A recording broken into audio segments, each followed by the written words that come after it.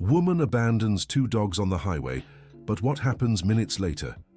The sound of the gate slamming echoed through the cold morning as Mary watched from the window as the elegant woman hurriedly stepped out of the imported car.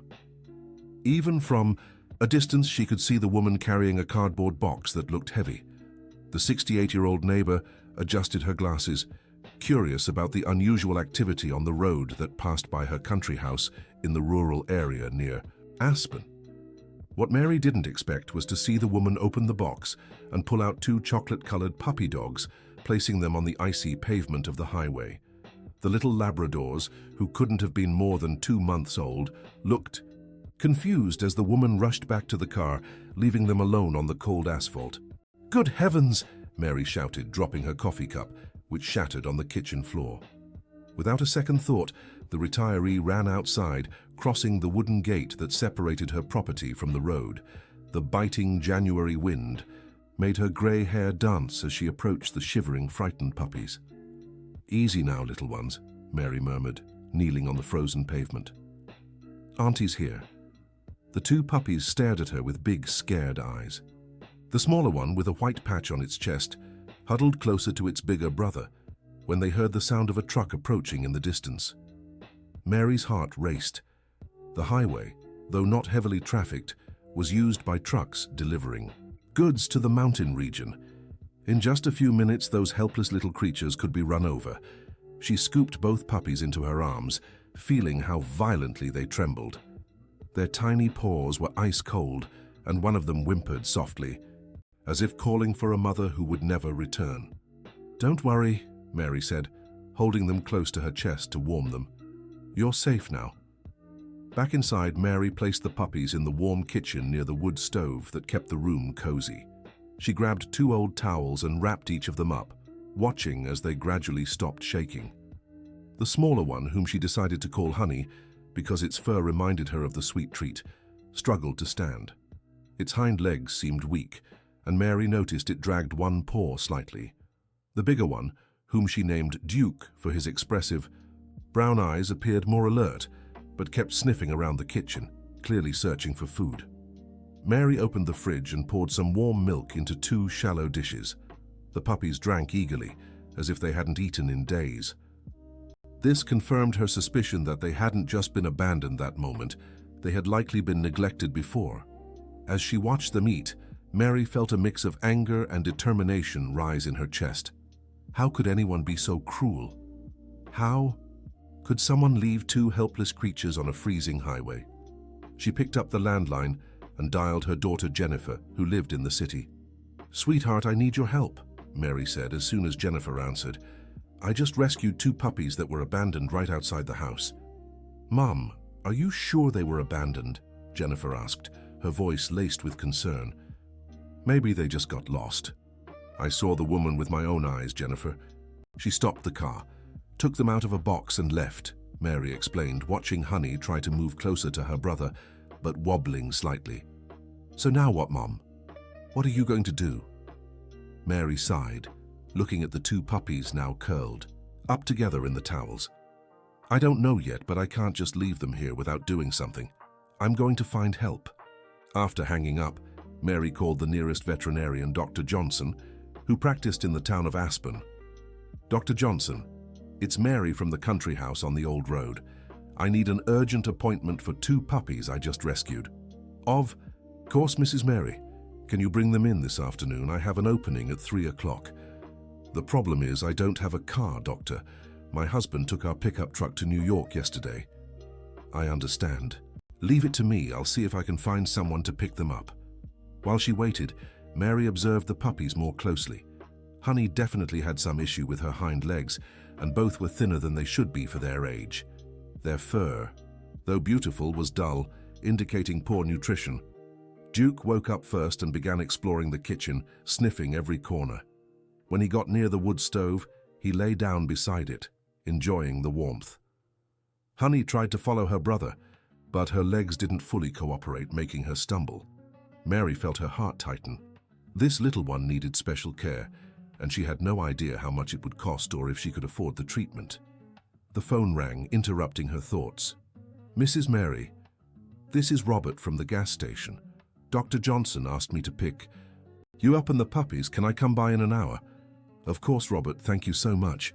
Mary used the time to try bathing the puppies, who were dirty and smelled bad. She used warm water and a mild shampoo left over from when she had other animals at the country house. Duke was more cooperative during the bath, but Honey whimpered the whole time.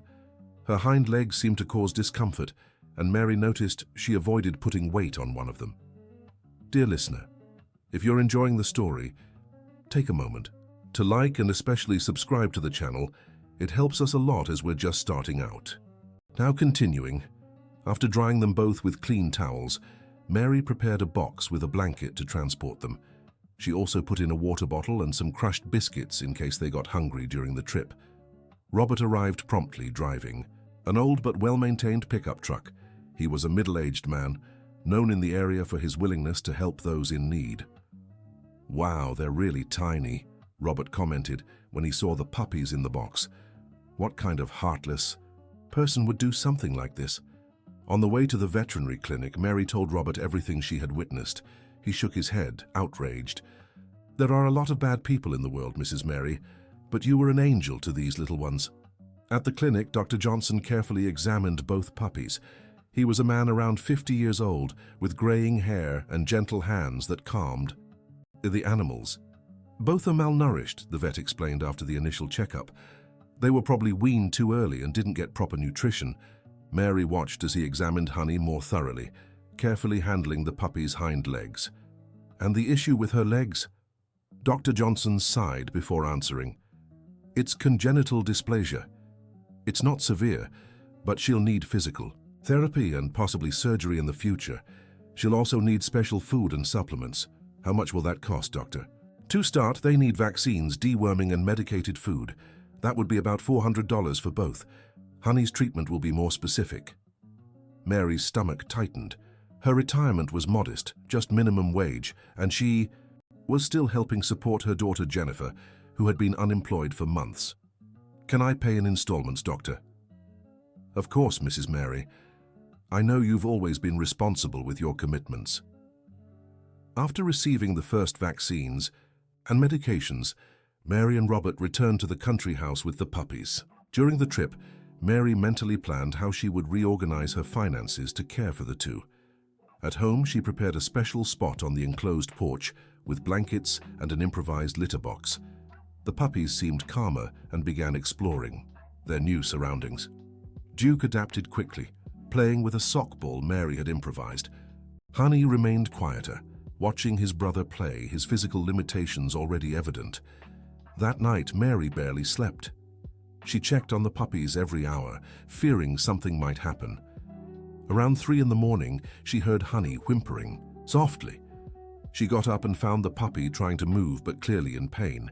His hind legs trembled with the effort, and he looked at Mary with pleading eyes. "What's wrong, little one?" she murmured, picking him up.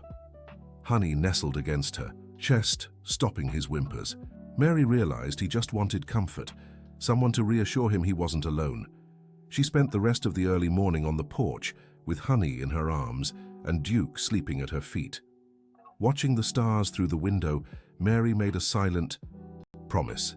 No matter what it took, she would find a way to care for those two little souls. The next morning, she received an unexpected call. "Mrs. Mary, this is Susan from the animal shelter in Boulder. Dr. Johnson gave me your number." Mary's heart raced. Was there already a problem? "I heard you rescued 2 puppies yesterday. We'd like to help." "Help how?" "We have a program for cases like this. We can cover part of the treatment and help find them homes when they're ready." Mary looked at the puppies playing on the porch floor. Duke tried to cheer up Honey by pushing the sock ball toward him, but his little brother couldn't keep up with the more active play. "Actually, Susan, I was thinking of keeping them." "Are you sure? Caring for 2 puppies, especially one with special needs, is quite demanding and expensive." Mary sighed. She knew Susan was right, but she'd already grown attached to the little ones. "Let me think about it a bit more." After hanging up, Mary sat beside the puppies. Duke immediately climbed into her lap, eagerly licking her face. Honey approached more slowly, resting his tiny head against her leg. In that moment, Mary knew She couldn't part with them. No matter what it cost, she'd find a way. In the weeks that followed, a routine settled in. Mary woke early to give the puppies their medication, prepared the special food Dr. Johnson had prescribed, and spent much of the day watching them grow. Duke developed quickly, becoming a playful and healthy puppy. Honey, though smaller and with limitations, showed a sweet and determined personality. He compensated for his physical challenges with intelligence, quickly learning simple commands and communicating with Mary through expressive glances. The problem was finances. Between special food, medication, and frequent vet visits, Mary was spending nearly half her retirement just on the puppy's care. Her daughter Jennifer began pressuring her to accept the shelter's offer. "Mom, you can't afford to keep 2 dogs. What if there's an emergency? What if they need surgery?" "I'll figure it out, honey, I always do." "You're being stubborn. Think rationally." But Mary couldn't think rationally when she looked at Duke and Honey. They had become her constant companions, especially with her husband Robert traveling often for work. A month after the rescue, Dr. Johnson called with worrying news. "Mrs. Mary, Honey's test showed he'll need the surgery sooner than we thought. His joints are deteriorating." "How much would the surgery cost, doctor?" "Between $2,000 and $3,000, not counting post-op care." Mary felt the world spin. She didn't even have a tenth of that saved. "And if we don't do the surgery?" "He'll be in constant pain and lose all mobility in his hind legs." That night, Mary cried for the first time since the rescue. Sitting on the porch with the 2 puppies sleeping at her feet, she felt helpless. How could she let Honey suffer when there was a solution available? Jennifer arrived the next day, determined to convince her mother. "Mom, I already talked to Susan from the animal shelter. They have funds for Honey's surgery and there's already a family interested in adopting him, even with his limitations." "What family?" "A retired couple from New York who've had other special needs pets. They have experience and the financial means." Mary watched Honey trying to keep up, with Duke during playtime in the yard. The little one pushed hard with his front legs, dragging his hind legs, but he was determined not to fall behind. What if this family gets tired of him? What if they decide it's too much work? Susan said they go through a strict screening process. They've cared for other pets with special needs before. Mary shook her head stubbornly. "I won't separate them. They're brothers." "The family is interested in both, Mom." That made Mary hesitate. She knew it was the most sensible solution, but her heart refused to accept it. That afternoon, while bathing the puppies, Mary noticed how they leaned on each other. Duke always waited for Honey to catch up before continuing to play. Honey, in turn, never gave up trying to keep up with his brother, despite his limitations.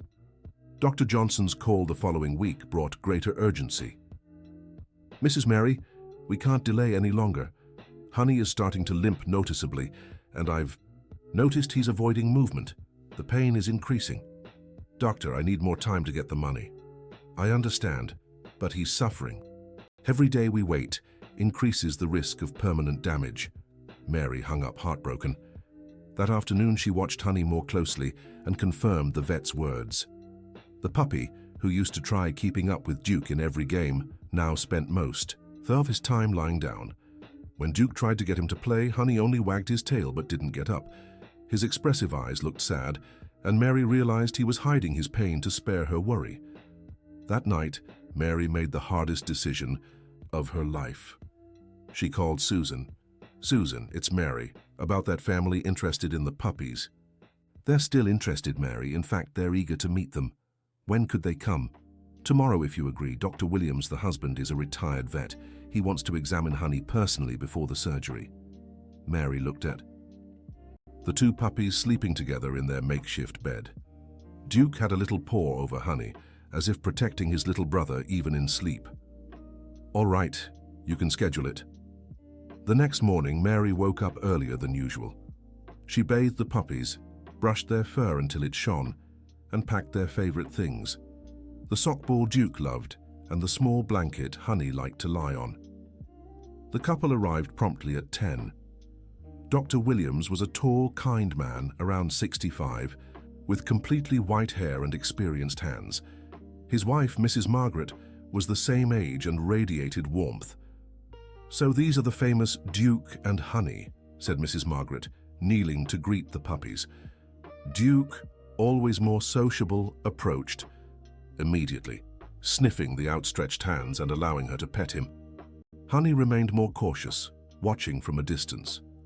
Dr. Williams carefully examined Honey, his experienced hands assessing the condition of the joints.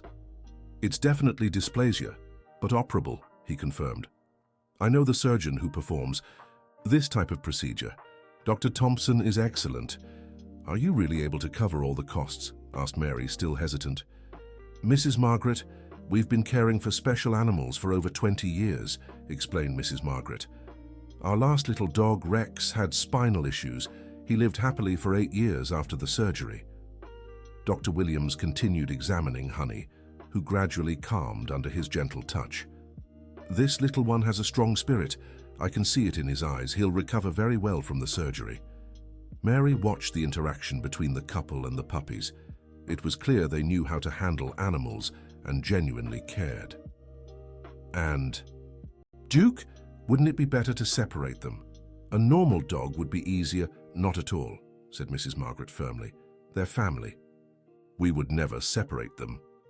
That answer deeply touched Mary. She had feared that after the surgery, the couple might consider Honey a burden and focus only on Duke. "Can I visit them?" Mary asked, her voice trembling. "Of course," Dr. Williams smiled. "In fact, we'd like you to visit regularly. They'll miss you." The moment of farewell was heartbreaking. Mary held each puppy one last time, whispering promises that she'd visit soon. Duke seemed confused by the commotion, but Honey looked straight into her eyes, as if understanding something important was happening. "Take care, my little ones," she murmured, kissing their furry heads. When the couple left with the puppies, Mary remained on the empty porch, staring at the now abandoned beds. The house felt strangely silent without the constant little noises of the pups. Jennifer arrived an hour later and found her mother sitting in the same spot, staring blankly. "Mom, you did the right thing." "I know, dear, but it doesn't make it any less painful." Over the next 2 weeks, Mary received daily calls from Mrs. Margaret, updating her on how the puppies were adjusting. Duke had quickly settled into the new home, exploring every corner of the large yard. Honey remained, more reserved, but was eating well. "He keeps looking toward the old road," Mrs. Margaret said. "I think he's waiting for you." Honey's surgery was scheduled for a Thursday. Dr. Williams called Mary the night before. "Early tomorrow we'll take Honey to New York. Dr. Thompson will operate at the veterinary hospital. Would you like to come along?" Mary didn't hesitate. "Of course." On the morning of the surgery, Mary woke with a knot in her stomach. She hadn't slept well, imagining all the possible things that could go wrong during the procedure. Dr. Williams picked her up at 6 in the morning. During the drive to New York, he explained in detail what would be done. "Dr. Thompson will realign the joints and place small prosthetics to stabilize the bones. It's a delicate procedure, but he's performed hundreds of similar surgeries." At the veterinary hospital, Mary held Honey one last time before he was taken to the operating room. The little one was sedated, but his eyes still sought hers. "Everything will be okay, my little one," she whispered. "Auntie is right here waiting." The surgery lasted 4 hours. Mary, Dr. Williams, and Mrs. Margaret stayed in the waiting room, drinking cup after cup of coffee and trying to distract themselves with magazines. Duke had stayed home under the care of a trusted neighbor. When Dr. Fernando finally appeared, still wearing his surgical scrubs, and Mary stood up immediately. "How is he, doctor?" "The surgery was a complete success," the surgeon smiled. "The joints are aligned and the prosthetics fit perfectly. In 2 months, he'll be running like any other puppy his age." Mary felt tears of relief stream down her face. Mrs. Margaret hugged her, both moved by the good news. Honey remained hospitalized for 3 days for observation. Mary visited him daily, always bringing the blanket he loved and talking to him for hours. On the 3rd day, when they went to pick him up, Honey was visibly better. Though his paws were still bandaged and he wore an Elizabethan collar to keep him from licking the stitches, his eyes were alert, and he wagged his tail when he saw Mary. "Hello, my brave one," she said, stroking his head. "You were so courageous." The trip home was a celebration. Duke was overjoyed to see his brother again, sniffing him carefully and lying down beside him. It was as if he understood that Honey had been through something serious and needed special care. During the first weeks of recovery, Mary practically moved into Dr. Williams and Mrs. Margaret's home. They had insisted she stay as long as she wanted to help care for Honey. The physical therapy process was long and sometimes frustrating. Honey needed to do specific exercises several times a day to strengthen his muscles and relearn how to walk properly. In the early days, he could barely stand, but gradually, with everyone's patience and persistence, he began taking small steps. Duke became his biggest cheerleader, always playing nearby to motivate his brother to move. "Look at that, Doctor," Williams said one afternoon, pointing to the two puppies in the yard. "Duke's giving him natural physical therapy." It was true. Duke had developed a protective instinct, creating games that helped Honey exercise his legs without overexerting himself. He'd roll the ball slowly, wait for Honey to approach, then nudge it a little farther, encouraging his brother to walk. 3 months after the surgery, Honey was almost fully recovered. Though he still had a slight limp when tired, he could run, jump, and play like any healthy puppy. Mary visited weekly, and each time she was more impressed by his progress. But most of all, she saw how happy and well cared for both puppies were. Dr. Williams and Mrs. Margaret had proven to be exemplary parents. They'd turned part of the yard into a real canine playground with different textures and obstacles that helped Honey's rehabilitation while providing fun for Duke. One October afternoon, as she watched the two puppies playing energetically, in the yard, Mary had an important conversation with the couple. "You've worked miracles with them," she said, moved. "I could never have given them all this." "Mrs. Mary," Dr. Williams replied, "you saved their lives. We just continued the work you started." "It's true," Mrs. Margaret agreed. "If it weren't for you, they would have... Well, we'd rather not think about what might have happened." Dear listener, if you're enjoying the story, take a moment to like and especially subscribe to the channel. It helps us a lot, as we're just starting out. Now, continuing, Mary smiled as she watched Honey chase Duke around the yard with almost normal agility. It was hard to believe this was the same puppy she'd found shivering on the icy road. "You know what amazes me the most," she remarked. "It's how they take care of each other." Duke never left his brother's side during the whole recovery. "That shows how well they were raised from the very beginning," said Dr. Williams. "The love and care you gave them created a solid foundation of trust and affection." As the months passed, Mary established a new routine.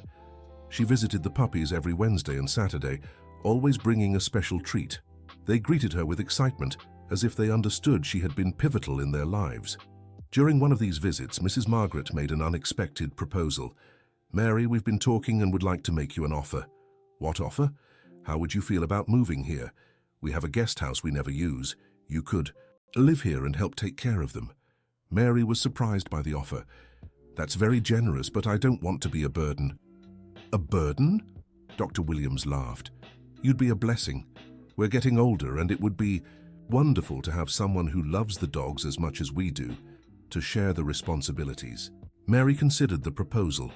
Her country house was becoming harder to maintain alone, especially with her husband traveling constantly, and the idea of being close to Duke and Honey every day was tempting. "Can I think about it?" "Of course. There's no rush. We just wanted you to know you'd be more than welcome." That night, Mary talked at length with Jennifer about the offer. "Mom, I think it's a great idea. You'd be less isolated and still have the dogs nearby." "But what about you, dear? You'd be so far away." "Mum, it's just an hour's drive, and I'd love having Dr. Williams and Mrs. Margaret as neighbors. They seem like wonderful people." A week later, Mary made her decision. She accepted the couple's offer and began organizing the move.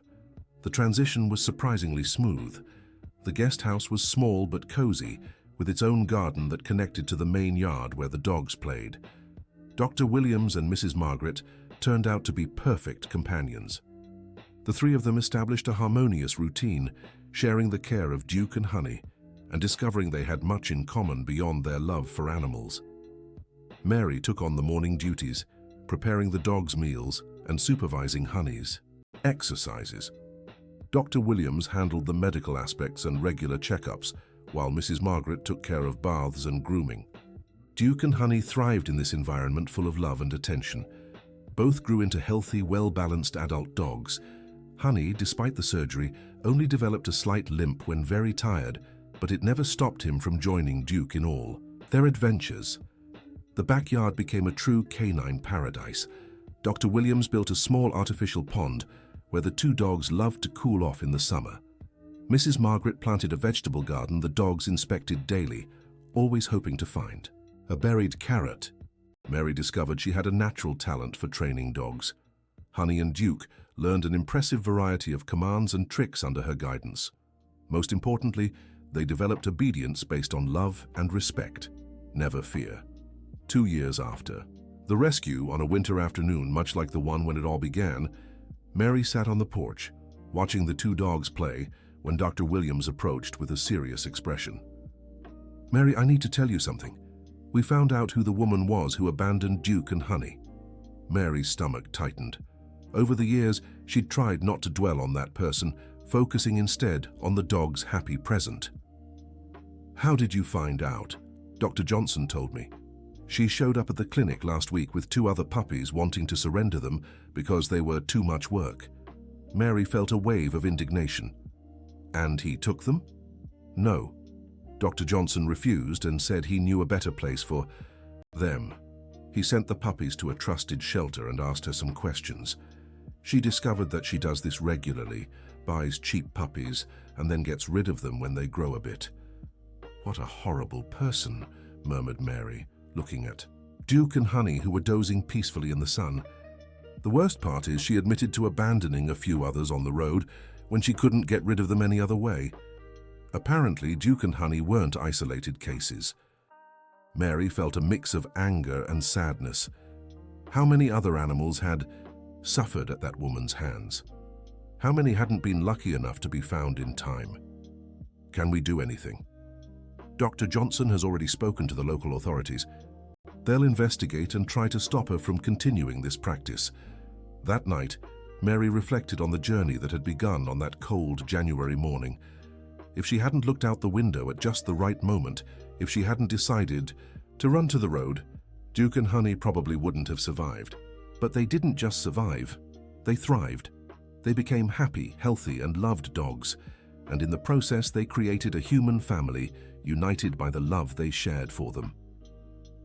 Dr. Williams had started documenting Honey's recovery, planning to write an article for a veterinary magazine about post-surgical rehabilitation techniques. Mrs. Margaret had begun volunteering at the local animal shelter, using her experience with Duke and Honey to help other special animals. Mary, in turn, had discovered a new passion. She started receiving calls from people who found abandoned animals, asking for advice on first aid and basic care. Her experience with Duke and Honey had made her an informal reference in the area. On one such occasion, a woman named Grace called in desperation. "Mrs. Mary, I found a kitten hit by a car on the road. It's alive, but I don't know what to do." "Where are you now?" "In front of the downtown church. The little thing is under a car, but I managed to grab it." "Take it straight to Dr. Johnson. I'll call him to let him know you're coming." Mary didn't just give instructions over the phone. She decided to go with Grace to the clinic to offer moral support. Along the way, she learned the woman had recently lost her beloved cat and was hesitant to get attached to another animal. "It's natural to be afraid," Mary said, "but if we don't help, who will?" The kitten, named Prince, survived and made a full recovery. Grace adopted him and became one of Mary's closest friends, visiting regularly so Prince could play with Duke and Honey. These experiences gave Mary an idea. In a conversation with Dr. Williams and Mrs. Margaret, she proposed creating an informal network of people willing to help abandoned animals in the area. "It wouldn't be anything official," she explained.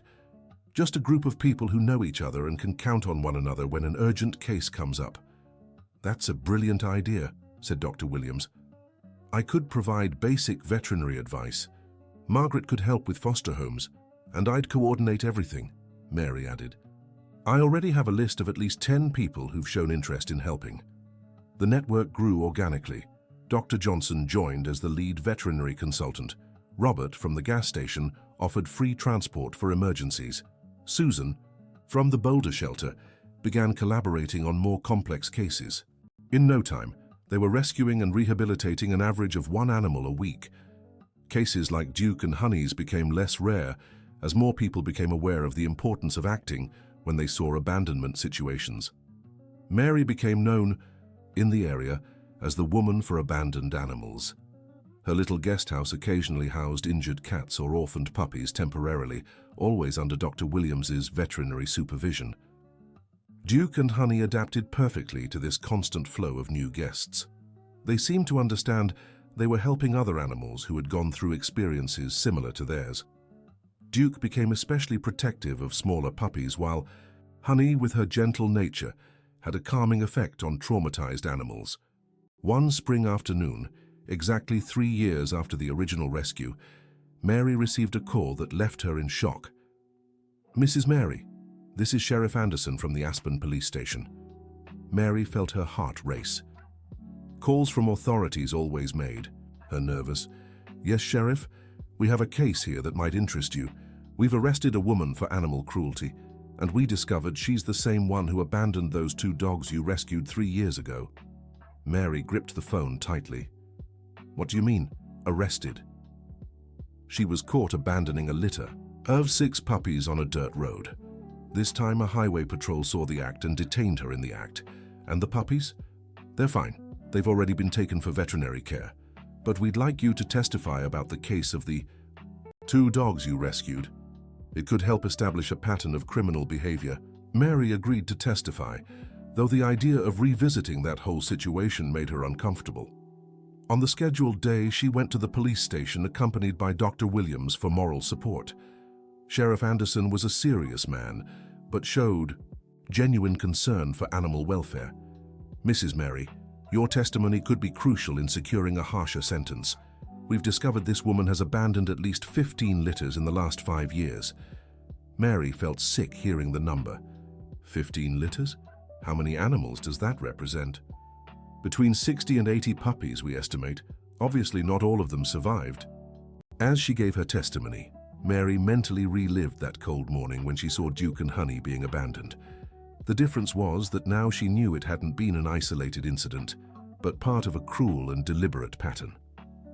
"Are you absolutely certain this is the woman you saw abandoning the dogs?" the sheriff asked, showing her a photo. Mary examined the image carefully. It was a face she had tried to forget, but that had remained etched in her memory. "I'm absolutely certain it's her." The trial took place 6 months later. Mary was called as a witness for the prosecution, again accompanied by Dr. Williams and Mrs. Margaret, who insisted on supporting her. The woman, identified as Victoria Richardson, 45 years old, remained impassive throughout the entire process. She showed no remorse or emotion as she listened to testimonies about the suffering she had caused. When it was Mary's turn to testify, she made sure to bring recent photos of Duke and Honey. "Your Honor," she said, addressing the judge, "I'd like to show how the 2 puppies abandoned by the defendant are doing today." The photos showed Duke and Honey as adults, healthy and happy, playing in Dr. Williams' backyard. Honey was running normally, her limp almost imperceptible in the images. These animals survived and thrived, but only because they were lucky enough to be found quickly, Mary continued. How many others weren't so lucky? How many suffered cold, hunger, and fear before they couldn't hold on anymore? The prosecutor used Mary's testimony to argue for the need for an exemplary punishment. The defense tried to downplay the facts, claiming the defendant simply couldn't afford to keep the animals. The judge wasn't convinced by the defense's arguments. "The defendant has demonstrated a deliberate and cruel pattern of abandoning defenseless animals," he said during sentencing. "This isn't about someone who occasionally struggled to care for an animal, but rather a person who systematically acquired animals only to discard them cruelly when they became inconvenient." Victoria Richardson was sentenced to 2 years in prison. with the possibility of serving it on probation through community service at animal shelters. She was also banned from owning, buying, or adopting any animal for the next 10 years. Mary left the courtroom with mixed feelings. On one hand, she felt satisfied that justice had been served. On the other, she couldn't stop thinking about all the animals that had suffered at that woman's hands over the years. At least now she won't be able to keep doing this, Dr. Williams comforted her on the drive back.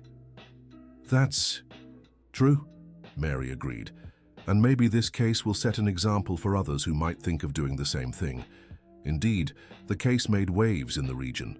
Local newspapers covered the trial, and the story of Duke and Honey was shared as an example of resilience and love. This brought more visibility to the informal animal rescue network Mary had created. New volunteers joined the group, and donations began coming in to help with veterinary costs for the rescues.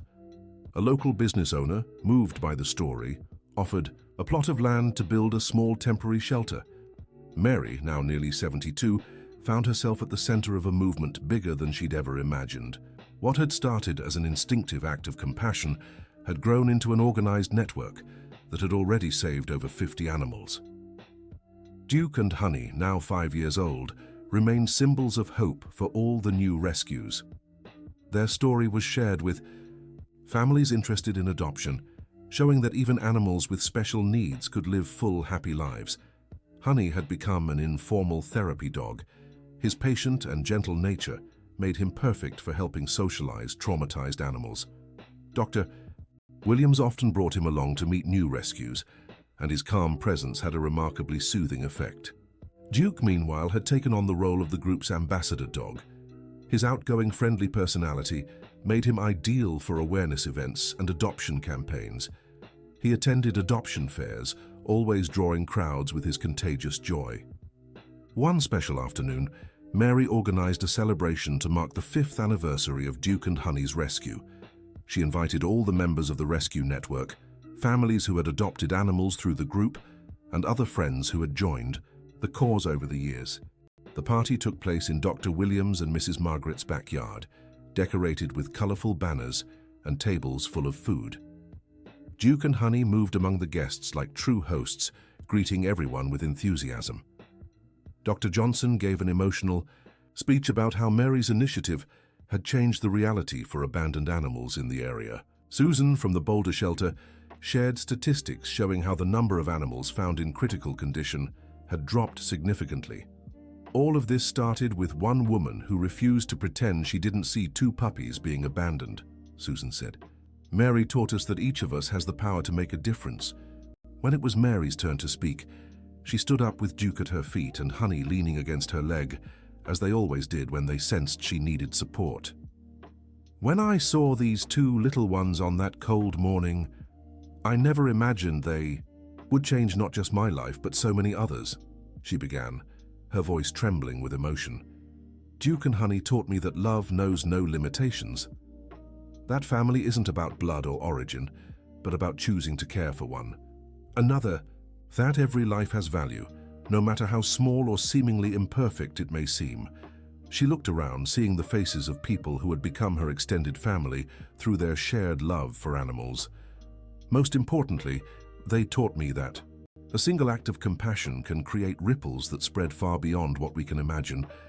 When I decided to run down that road, I was only thinking of saving 2 puppies.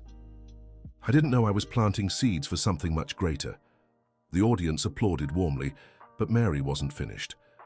I want to especially thank Dr. Williams and Mrs. Margaret, who not only saved Honey's life with that surgery, but gave me a new family. And to all of you who turned a dream of helping animals into a tangible reality that has already changed so many lives. When the party ended and the guests left, Mary stayed in the backyard with Dr. Williams, Mrs. Margaret, Duke and Honey. The sun set behind the trees, painting the sky in golden hues that perfectly matched the sense of fulfillment Mary felt. "You know what amazes me the most?" Dr. Williams remarked, watching Duke and Honey lying together under their favorite tree. "It's how they still look out for each other, even after all these years." It was true. Though they were grown and independent dogs, Duke and Honey maintained the special bond they had formed during those difficult early months. Duke still checked on Honey when he noticed his brother was quieter than usual. Honey still sought out Duke when he felt unsure or anxious. "They taught me about true loyalty," Mary said. "The kind of love that doesn't give up, even when things get tough." Mrs. Margaret smiled, watching the scene. "And we all learned that from them. This community we've built is based on the same principle. We don't abandon each other, especially when we need help the most." That night, Mary lay in her small but cozy bed, listening to the familiar sounds of Duke and Honey settling into their beds in the nearby yard. Through the window, she could see the stars shining brighter than usual. She thought about the extraordinary journey that had begun 5 years earlier, when a cruel woman decided to abandon 2 helpless puppies on a freezing highway. That woman likely thought she was getting rid of a problem, never suspecting she was unwittingly planting the seeds for something beautiful and transformative. Duke and Honey weren't just 2 dogs who had found a happy home. They had become symbols of hope, catalysts for positive change that had spread throughout the community. Their lives had touched dozens of others, creating a web of compassion that would continue to grow. Mary fell asleep that night with a peaceful heart, knowing she had fulfilled a mission she never even knew she had. She had proven that an ordinary person, doing what they believed was right, could truly change the world, at least the small piece of it around her. And in her last waking moments before sleep, Mary heard the soft sound of Duke and Honey breathing peacefully in their dreams, secure in the knowledge that they were loved and would never be abandoned again. It was the sound of life as it should be, full of love, safety, and hope for tomorrow. The end. Now tell us what you thought of the story. Do you believe Mary did the right thing by rescuing Duke and Honey? Share your thoughts on animal abandonment in the comments, and don't forget to subscribe to the channel for more heartwarming stories.